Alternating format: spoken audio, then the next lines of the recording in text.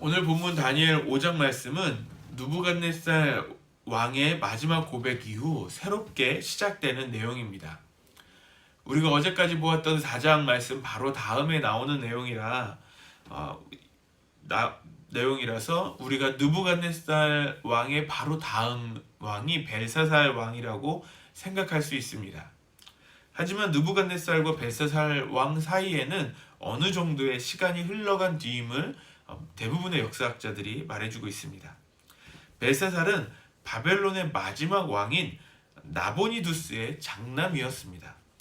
나보니두스가 바벨론을 통치할 그 시점에는요, 메데와 바사의 연합, 그러니까 페르시아가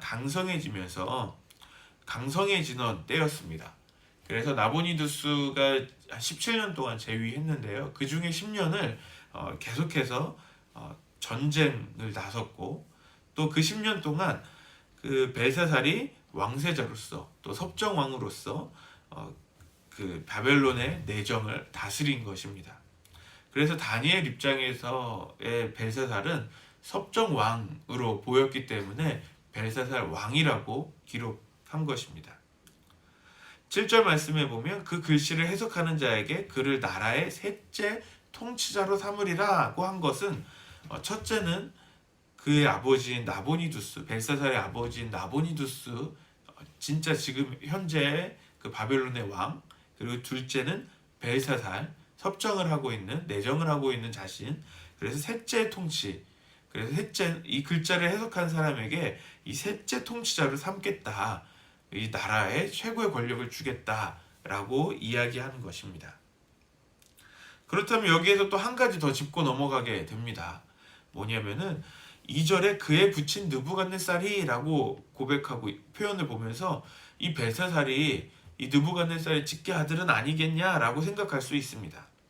우리 문화로만 본다면, 우리나라의 옛날 문서로 보면 이제 그의 아버지인지 할아버지인지 또는 중조부인지 또 몇 대선 조상인지 뭐 이렇게 정확하게 구분되어야겠지만, 히브리 문화의 문서에서는 조상을 뜻하는 단어를, 이 아버지를 뜻하는 단어인 아브라는 단어를 사용하고 있는 것입니다. 그래서 이 단어 때문에 지금 우리의 번역이 되면서 조금 오해가 될 소지가 있었던 것이죠. 이 아브라는 단어는 아버지를 뜻하는 단어인데요. 그래서 히브리 문서에서는 모든 조상들 앞에 아브라는 표현을 붙인 거예요. 그러니까 이 말씀을 다시 한번 좀 번역을 제대로 한다면, 그의 부친 느부갓네살이라고 보기보다는 그의 조상 느부갓네살이라고 이해되어야 한다는 것입니다. 이 두 가지를 생각하고 말씀을 보면 이제 좀 더 본문의 내용을 이해할 수 있습니다. 그렇다면 오늘의 본문 상황은 어떤 상황입니까? 페르시아와 바벨론의 그 전쟁의 상황 가운데 나라의 굳건함을, 그 왕권의 그 강함을 과시하기 위해서 벨사살이 1000명의 귀족을 궁으로 초대해서 지금 술잔치를 벌이고 있는 것입니다. 얼마나 자신의 권세를 드러내고 싶었는지 그 느부갓네살 초기에 예루살렘 성전에서 가져온 그릇들로 술을 마시려고 합니다. 그 그릇들은 어떤 그릇입니까? 하나님께 제사를 하기 위해 쓰인 그릇이었습니다. 다시 말해서 하나님을 예배하기 위해 쓰이는 그 금그릇들로 술을 마시는 것입니다. 이것은 하나님을 향한 완전한 모독입니다. 그만큼 자신의 강대함을 드러내고 싶었던 것입니다. 분명 4장 말씀을 어제 마무리하면서 느부갓네살은 하나님을 찬양하면서 그의 마지막을 장식했는데, 그의 자손들은 전혀 다른 길을 가고 있는 것을 볼 수 있습니다. 이때 갑자기 사람의 손가락들이 나타나서 벨사살이 앉은 맞은편 벽에, 그 석회벽에 글자를 쓰기 시작합니다. 처음에 이것을 봤을 때 뭐 술에 취해서 헛것을 봤나라고 생각했을지도 모르겠습니다. 그런데 그 자리에 있는 모두가 그 광경을 목격합니다. 벨사살은 술이 깨다 못해서 다리에 힘이 풀려서 덜덜 떨고 있습니다. 그리고 이 글자를 해석할 지혜자들을 찾습니다. 하지만 아무도 이것을 해석해내지 못합니다. 여기서 다니엘이 보이지 않습니다. 분명 4장까지에서 느부갓네살 왕이 다니엘을 그렇게 칭송하면서 다니엘의 하나님을 인정하는 모습을 보였다면, 지금 다니엘도 이 자리에서 있어서 높은 자리에 앉아 있는 것이 앉아서 그들과 함께 있어서 이 상황들을 보고 있어야 될지도 모르겠습니다. 그런데 다니엘은 지금 없습니다. 만약에 다니엘이 그 자리에 있었다면 지금 이런 상황들이 벌어졌을까요? 성전에서 그 금그릇들이 왔을 때 목숨을 걸고 그것을 막았을 거예요. 그런데 지금 다니엘은 지금 이 시간에 이 사건이 벌어지고 있는 이때에 다니엘이 없다는 모습을 볼 수 있습니다. 이것은 벨사살이 이 남유다의 그 백성들을 이 포로로 완전히 무시했다는 것을 보여주고 있는 것입니다. 다니엘이라는 사람조차도 기억하지 않는 거예요.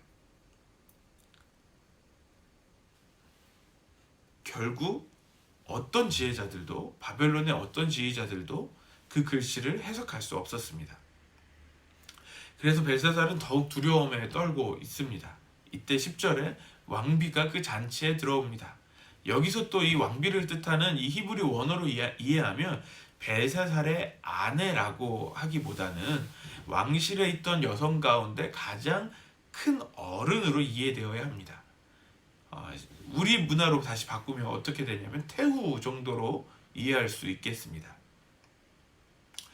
특히 이 역사학자들과 대부분의 이제 성서학자들은 이 왕비를 벨사살의 어머니인 니토크리스로 어렵죠? 니토크리스로 볼 수 있다고 합니다.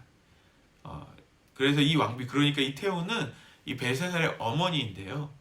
지금의 이 어수선한 상황들을 보면서 다니엘을 생각해냅니다.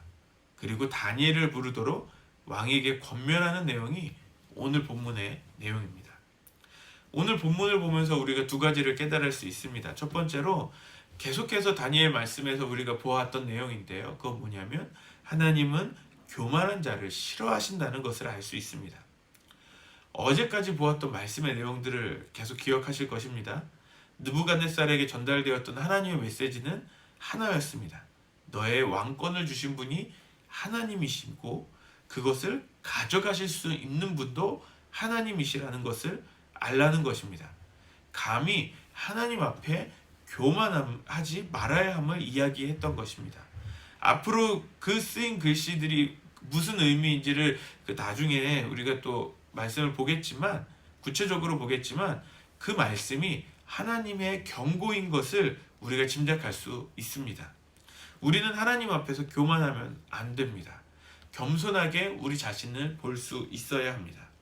느부갓네살이 깨달았던 것과 같이 어제 보았던 4장 37절 하반절 말씀에 그의 일이 다 진실하고 그의 행하심이 의로우심으로 교만하게 행하는 자를 그가 능히 낮추심이라. 아멘. 이것을 기억하며 우리가 하나님 앞에 겸손하게 있어야 합니다.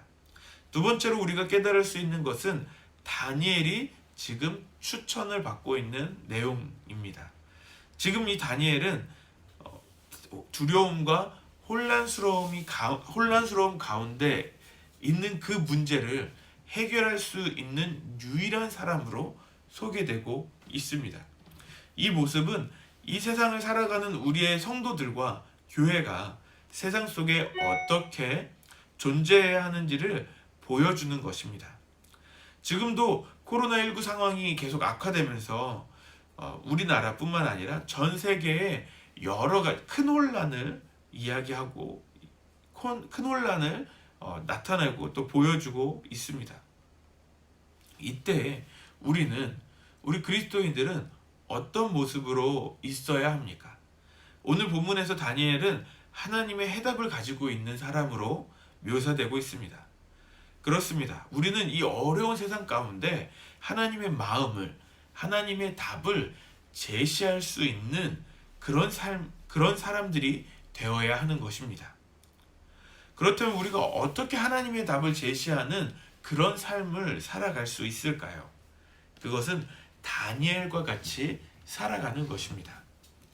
다니엘 1장 8절에 다니엘은 뜻을 정하여 왕의 음식과 그가 마시는 포도주로 자기를 더럽히지 아니하리라 하고. 아멘. 다니엘은 뜻을 정했습니다. 하나님의 거룩한 백성으로 살기로 뜻을 정했습니다. 그렇게 뜻을 정하고 살아갔습니다.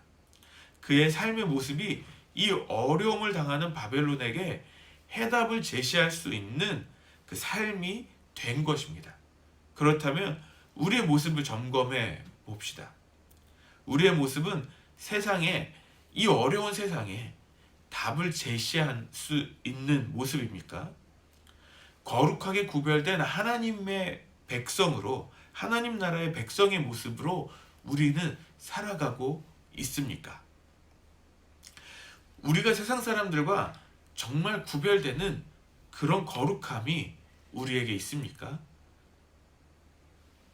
세상 사람들뿐만 아니라 우리 그리스도인들 스스로도 교회가 세상에 영향력을 잃었다고 말하고 있습니다. 왜 그렇습니까? 교회이며 성도인 우리가, 우리의 신앙의 모습이 그 거룩함을 잃어버렸기 때문은 아닐까요? 우리가 거룩함을 잃어버려서 이 땅 안에서 살면서 이 어려운 세상 가운데 정답을 제시하지 못하고 있는 것은 아니겠습니까?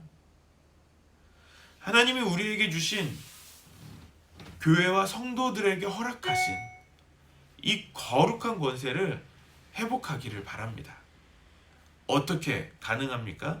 오늘 말씀의 내용처럼 우리 스스로 이루었다고 생각하는 교만함을 버리고 하나님을 인정하는 겸손함이 우리에게 있어야 합니다.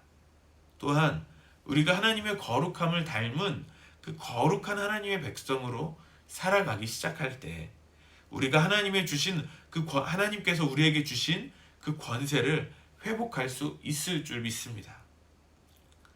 이 어려운 세상에 하나님의 뜻을 나타내는 우리 안성 열린교회 성도님들 되시기를 바랍니다. 아멘. 우리 같이 기도하시겠습니다. 우리 이 시간에 같이 기도할 때는 이 코로나19 상황이 다시 어려워지고 있습니다. 다시 교회들이 여러 가지로 어려움을 당하기 시작했습니다. 이때에 우리 교회와 이 땅의 교회들이 하나님의 거룩한 답을 제시할 수 있도록 기도합시다. 하나님의 거룩한 권세를 회복하도록 기도합시다.